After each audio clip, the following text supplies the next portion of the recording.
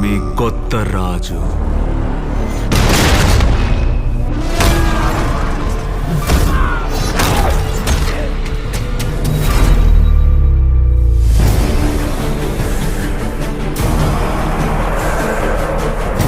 దేవలోకం, భూలోకం, పాతాళలోకం,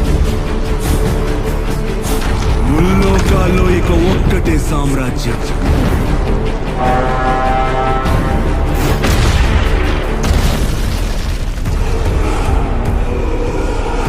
రావణ రాజ్యం. సృష్టికి ఎప్పుడు ఏ ఆపద వచ్చినా విష్ణు భగవానుడు అవతారమెత్తి లోకాన్ని రక్షించాడు. నా జ్యేష్ఠపుత్రుడు రాముడు.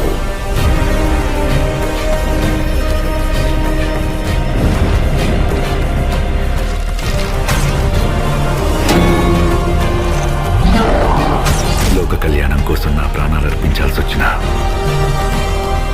అది నాకు సమ్మతమే.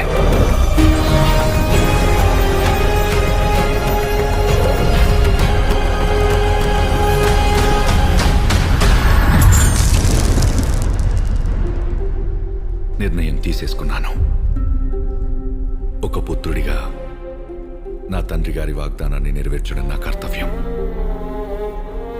నీకు 14 ఏళ్ల వనవాసం.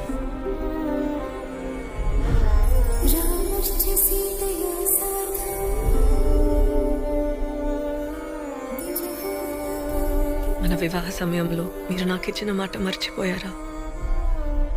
ఇక మన భవితవ్యం ఒకటే. అందులో ఏది రాసి ఉన్నా సరే నాకు సమ్మతమే.